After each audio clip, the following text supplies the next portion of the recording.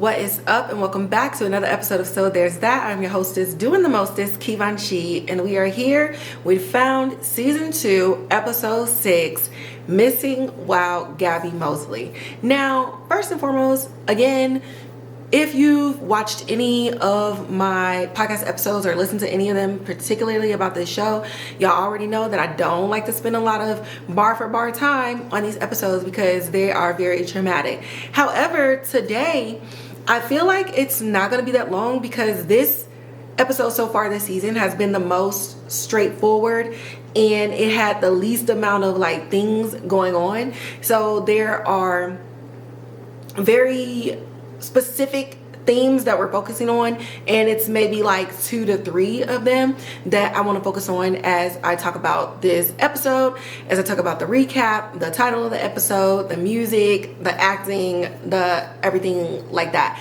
So yeah, again, for those of you who are new listening, Found brings out a lot in me. Although this episode was really good, I felt good. I did not cry like I did last week.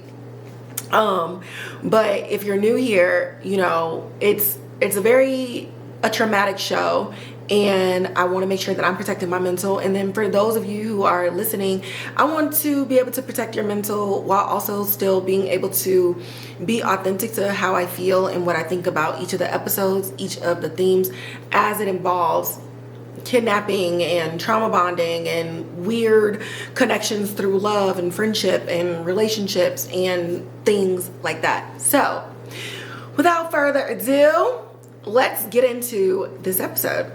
Okay, so from start to finish, the biggest themes that I see in this episode are forgiveness, for one. Like, we're still working through everybody forgiving Gabi and still working through their feelings. Trent, Margaret, okay?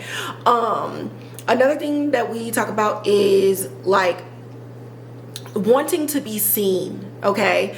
And not being heard and feeling invisible as if you're blending into the background. And the other thing that oh my God, I just had it in my head. I had 3 things. So forgiveness, feeling invisible, and wanting to be seen. And oh my God, what was the third one? It's making me mad. Maybe it'll come as I talk. Oh no, reaching out for help. I'm like, what is another one in here? All up and through there.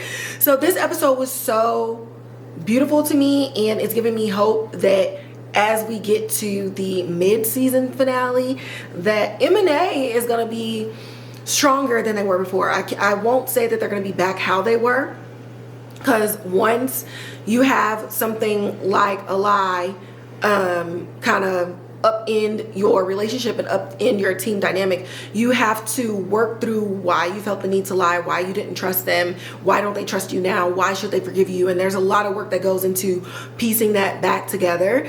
But if you can get through the work and you can learn to trust each other again, then you'll have something stronger in the future, which would set for a better foundation for everybody at M&A to move forward and actually be a more cohesive team. So everything in this episode to me is kind of like foreshadowing that they may come out on the other side better than we thought they were in season 1. So what is this episode about, and why is it titled Missing Wild Gabi Moseley? First off, y'all got us. Because I was like, oh my God, he came back and got her. But a mom comes into their office because her daughter, who now goes by her middle name, which is Gabi, and her last name is Moseley, is missing. And the mom is like, she missing, is your fault. She's obsessed with you. She's obsessed with Sir. She's obsessed with all these things that I know Sir took her. And so we're kind of having it battled out because the real Gabi is like, this don't seem like him. But everybody else is like, more particularly Lacey is like, no, this could be him. All these other things. And so they kind of have like a little strife. And it's connected with a little bit of a disconnect that they had when she was younger and wasn't on speaking terms, where a reporter turned Gabi's words against Bella, aka Lacey, and it hurt her feelings, and it made her feel like she wasn't heard, or that the person who should believe her the most wasn't believing her. So Lacey's kind of going through this pattern of things throughout this episode, and she's been going through this with Zeke, but with this particular case really launching us into what is going on with Lacey since getting kidnapped a second time. We see a lot of parallels how we've been seeing with her past, but this time it's like jumping out at everyone, because the girl who is missing is Gabi, is her sister, and shares that same name. So now we're kind of ramping up the relationship and some of the strife and sisterhood that you see between Gabi and Lacey, but we're also seeing Zeke kind of getting a little bit triggered by Lacey's behaviors too, and because she doesn't want to confront them, and because she feels unheard or not listened to, she's kind of just lashing out, and her behaviors are a lot more erratic. Even if us as the viewer trust her gut and trust what she feels, how she's going about it is putting herself back in danger. Even with all of this going on, Gabi is also trusting her gut, like that this is not her. And she tells Trent and she tells Dhan and Zeke, like, look into the fact that this could be a copycat. They were getting like voice messages and stuff like that, and Gabi knows Sir so well that she knows like he would never call her Gabi. So why is this person sending in a recording basically saying like, oh, Gabi this, Gabi that, when we know that Sir almost ripped his own brother head off by calling her Gabi, because Sir calls her Gabrielle, because names mean things and there's power in a name. And this was an English teacher, so off rip they're like nah. But you know, Trent in particular and Margaret keep questioning Gabi, and she finally goes off. She's like, look, be mad, don't forgive me, or whatever, but don't sit up here and ask me for my expertise on Sir. Keep coming to me because I know him inside and out, and when I'm telling y'all that this is not him, then you're questioning the fact that it's not him. Like, shit or get off the pot. Shit or get off the pot. Be mad or not. Trust me or not. Ask me or not. But I'm telling you, it is what it is. All this other stuff aside, let me do what I do best, and I know this man. Now, I love Sir, the character Sir, not necessarily what he did, but the way that this character is written is so like, it's so up and down, because I think as a viewer you start off like, oh my god, I hate him, but then as we're getting into season 2 and we're confronting Gabi's complicated feelings around him, they really do make the viewer have complicated feelings around him too, because now as he's no longer captive, this particular episode he's helping of his own volition. All the other episodes this season he's helped because he had Lacey, or because he needed something, or he's trying to trap them into something. But in this episode he helps, we know it ain't the kindness of his heart, but from a viewer's standpoint, there was no reason for him to step in whatsoever. He could allow this copycat to still be out there, and maybe he felt like, I don't need this person using my name. But Gabi and them had already figured out that the fake Gabi was not trying to impersonate Sir, or somebody wasn't out there trying to impersonate Sir. The fake Gabi was trying to be Gabi and trying to seek attention because she felt unseen in her own life. So if she could kidnap herself and then kidnap somebody else, then she could come out as a survivor and get the attention that she's not receiving in her own life. So they had already figured out like, oh, this girl might have kidnapped herself, and they found the connection of the Bella that she kidnapped and why she would have kidnapped this girl in the first place. And so they figured out where she was, and you know, the girl is all super apologetic, but the other girl that she kidnapped that's in this whole Gabi Bella story is not there. Well, it's because Sir figured out where this girl was and sent the girl to M&A, literally dropped her off, of course, with a message for Gabi. And Gabi says, you know, y'all are wondering, or you're telling me that I don't need to do this without Sir, but the truth of the matter is that Sir doesn't need us, and he's just flaunting it in our faces. And in this, Sir kind of uses this moment on the internet to seek, I don't even know, validation or forgiveness from the viewers of this video that was put out there, because now he's taking an open approach. Even though he's very elusive, he's taking an open approach by showing his face on the internet to everybody by saying, I did this good thing. No one forced me to do this, and I did it myself. So Sir is trying to change his narrative in the public eye as well, which goes back to that wanting to be seen and the forgiveness. Now, in all of this, right? In all of this, Margaret ass got arrested last episode. So she's out on ROR, and charges are getting pressed against her for committing assault to one of the guys at the bus station. Now, we still dealing with Mag's up and down feelings with Gabi and stuff like that, which is why I said I'm so glad Gabi went off. And also Dhan kind of going off on Margaret. It's just like, y'all are sitting up here and you're accusing her of all these other things. Ma'am, how are you still mad when you hit somebody in the face with whatever was in your purse that was heavy enough to require this man to get 11 stitches? What are we talking about? And she's like, well, you can't equate them to doing the same thing. Well, Gabi doesn't have a restraining order out on her. Gabi don't have an assault charge out on her. So this moral high ground that you keep trying to sit on, I'm gonna really need you to climb down the ladder and come down to earth. But through it all, she is struggling. She is struggling. And Sir delivered some low blows when he showed up at that office and was face to face with Margaret. Called her a bag lady who sleeps at the bus station for 13 years. He called her a bag lady, y'all. And in all of this, he walked away. He didn't do anything with her. He didn't do anything to her. And I can't say that Margaret maybe understood the dynamics between Gabi and Sir, but I think him showing up and just being face to face and telling her, read me if you think I'm so bad, if you think I'm a liar, if you think I'm out here trying to manipulate Gabi and all these other things. Gabi told me all about you. Do what you do best and tell me if I'm lying. And Margaret read him and was like, damn, he's not lying. And so now Sir opened himself up to this person who has these abilities to see through people.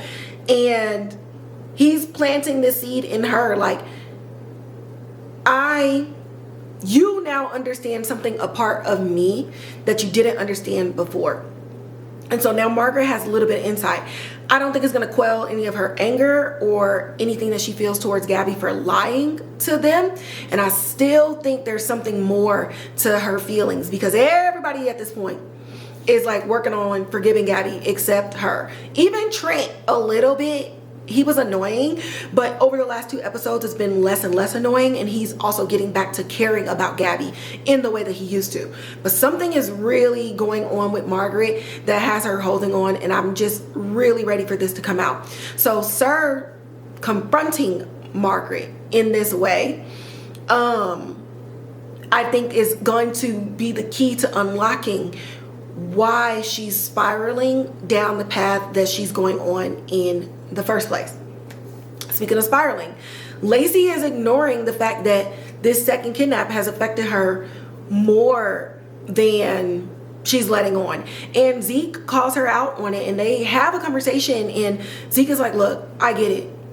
It's been 16 years since I've last been outside, since I felt the raindrops on my skin. I understand, and it is okay that something like this, especially getting kidnapped twice, is causing you to act erratically and irrationally. I'm not saying that I don't believe you, but I'm saying that what you're seeing, what you're hearing, and what you're believing in yourself is causing you to put you and everyone else in danger.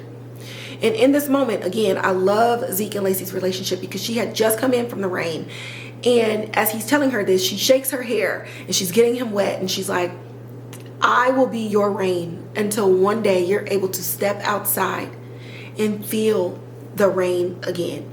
And I just, oh my God, my heart is just so full with the way that their relationship is. Then we have Gabi and Lacey finally coming through, and Lacey finally telling Gabi, I am not okay. And Gabi even telling Lacey, I have been overprotective, I've been a little bit overbearing, and I am so sorry that I did not hear you. Again, and they do a flashback to where when Bella thought Gabi sold her out in the newspapers, Gabi was outside the door and she's like, Bella, I did not say those things. He twisted up all of my words, and I will prove it to you because I recorded everything that I said. And Gabi plays it for Bella, and Bella hears Gabi say, when she is ready to find her voice, I cannot wait to be the first person to hear it. And in this apology with Gabi and Lacey today, Gabi tells her, I am so sorry for making you feel that you did not have a voice and that you could not use this voice to speak up. And that is on me. I love you so much, and you have been through so much, and you deserve to be able to get this out. I just want to make sure that you're okay.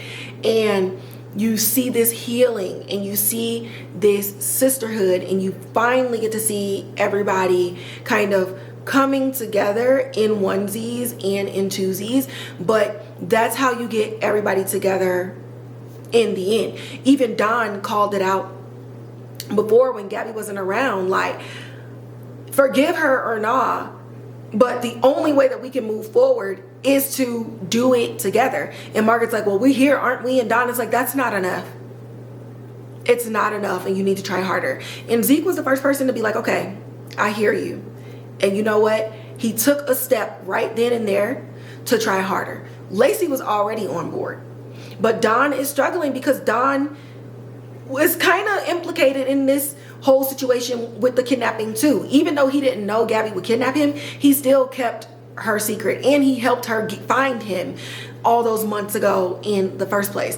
So to me, I feel like Dhan is kind of crashing out, because if they can't forgive Gabi, then what does that say about them being able to forgive him? And he knows that how they view him is tied up in how they view Gabi. And so I really feel like he's pushing for this forgiveness because he needs it for himself as well. Now, in all of this, like I already said, Maggie got a restraining order against her and a new harassment charge because she keeps calling this man every night, because she is not allowed to go back to the bus station. She's not allowed to talk to this man. She can't be within 20 feet of this bus station or anything like that. So we get the girl who was kidnapped settled. We don't really see what happens with fake Gabi, but I'm pretty sure she gonna get some charges pressed against her. We don't care that you 16, girl. You pretended to be somebody else, and then you kidnapped somebody else with the plans to kill them. So we don't really know what's happening at that point. But they kind of use that character as a catalyst of healing and to show how broken M&A is altogether. How the fake Gabi not being seen and feeling like she needed to be a kidnap victim kind of shows this M&A, who's just a group of kidnap victims, and how not being seen and not being heard never goes away, and how it can fracture relationships from the inside out. So towards the end of this episode, we see Margaret standing 21 feet away from the bus station, and she's looking, and she's just in the rain, and she's crying, and she's staring at the seat because she can't sit there every night for her son anymore. And Margaret has been a pain all 6 episodes. When Gabi and Lacey walk up with an umbrella over her and hug her, and they silently tell her, we got you, we did not abandon you, we did not abandon your son, and we will figure out a way for you to continue to search for him. And Margaret breaks down, y'all. She breaks down. And then we also see, not only was Zeke taking an active effort of forgiveness towards Gabi, after his conversation with Lacey, Zeke goes to open the door again. Now, if you remember in season 1, Zeke tried to go outside, and the moment he even opened the door and his toe even tried to cross the threshold, his vision started shaking and he couldn't do it, and he fell back into the house having a panic attack. But he opens the door and we're hearing the rain and nothing happens. He steps his foot across the threshold and nothing happens.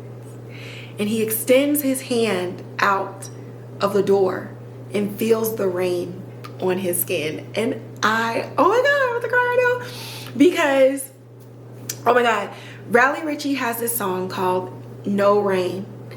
And in one of the parts of the song that is repeated throughout the song, and it says, nothing grows without rain. And we look at rain as like, oh my God, it's dreary, it's this, it's that, or whatever. But rain washes away the old and replenishes the earth. It gives the things that are living the nourishment and the ability to grow from whatever it was that was keeping them down in the first place. And again, as a collector of plants, and I haven't talked about that in a while in a show, but as somebody with plants, your plant can wither, it can go without water, it can do all of these things. But sometimes all it takes is that water, even when you think it is dying. As long as those roots and that foundation and that connection to whatever it is that grounds you, that connection to whatever it is that provides you sustenance, the moment it gets that water, the moment it gets that rain, it will bloom again, and it will bloom better than it had before. So the ending of this episode with the rain and the cleansing of everyone, with Lacey admitting after being in the rain that she needed help, with Gabi admitting that she was doing too much, with Margaret being out there and getting her sisters back, even though she's been mean to them, with Zeke going outside even just a little bit and just getting it. It's like everything is being washed and everything is being cleansed, so that when we see season 2, episode 7 of Found, I wholeheartedly believe that we can expect them to be sprouting new leaves and developing an even stronger root system within their friendship, within their teamwork, and within M&A. So there's that. Found season 2, episode 6, Missing While Gabi Moseley. Now, I actually talked a little bit longer than I expected, but that's cool. That's cool. This episode probably still gonna be under 40 minutes. Something that really stands out to me that I will talk about, that I believe is a very, very, very strong prediction. I believe Sir will be the one to help Margaret figure out where her son is. And that's whether he's alive or whether he's not alive. And I feel that Margaret is going to work with Sir on her own, and they're not going to find out about it until after the fact. We got Margaret already going rogue last episode without anybody knowing anything about the case. But in that episode, she was also connecting that case to her own case. So I feel like that means something. And by Sir showing up and kind of showing Margaret that he's not the boogeyman that she's developed in her own mind, I think that Margaret is going to create a space in which she uses Sir and Sir's own guilt of helping Gabi or doing whatever. I think she's going to use that and manipulate that to her own advantage, so that Sir can help her find her son. I also think because Margaret is kind of giving me manipulative vibes, I feel like Margaret can be a great manipulator. I'm not saying that she's done anything yet, but I feel that with the amount of hate that she has towards him and the amount of vitriol and stuff that she's kind of giving Gabi, I don't think that's going to easily go away. And I think that she's going to channel that in a space where she can manipulate Sir in his own guilt and his own route and road to forgiveness, to use it to help find Trent. And I think that might be the thing that, Trent, her son, and that might be the thing that takes Sir down. Speaking of Trent is looking to gather information on Gabi and on Dhan. I just don't see this going to trial though. I feel like Trent is still upset and still in his feelings, but I just don't see him being able to gather enough evidence and proof without a reasonable doubt that is going to put Gabi or Dhan in jail. Are they worried right now, and do we keep bringing it up? Yes. But Trent is kind of like Margaret, you know, you're not too connected to what Gabi's going through to really understand why she made the decision that she made. And so they're very like outside looking in, and they're lacking sympathy and they're lacking empathy. I'm gonna need this to hurry up though. Like, I'm gonna need Trent to be in a space where he unlocks an empathetic bone in him to really be able to put himself in Gabi's shoes. Right now we're still black and white and stuff like that, and it's the law is the law and all this other stuff. But it's unfair. And like old girl said in last episode to her son, when her son was like, this is not fair, and she tells him the law is not fair. And Trent was in that room when he heard her say that. The law is not fair. Not last episode, 2 episodes ago. Episode 4. And I really need this to resonate with him so that he can realize that it is okay to be a human being behind this shield. You don't have to break the law or break your oath to be able to help protect the citizens like Gabi from people like Sir. Both of those things can exist, and he's just having this war within himself, and I'm gonna need for the battle to be over like really fast, like ridiculously fast. And my other predictions, I feel that maybe the mid-season finale we will see who is helping Sir. So we've already known, and now the group believes, and we're confirming that Sir is working with somebody. So now the whole group knows, like, he got a partner. Some people are saying that they think that it's his sister Lainey. That is a possibility. I just feel like it's too easy. And when it comes to Sir, and when it comes to being gagged, I just feel like it's someone we've seen in passing, but that we haven't paid attention to. So I really want to go back and watch season 1, because something tells me it's somebody we've seen in season 1 that is kind of fleeting. And I think it's gonna gag us. I don't think it's his sister. I could be wrong. And if it is his sister, then I would be looking for a killer season finale. But I feel like mid-season finale, we're going to find out who is helping him. And I think it might be a cop, guys. I think it's a cop. I don't even think it's his brother, which would be a gag. But I think it's a cop. I don't know, man.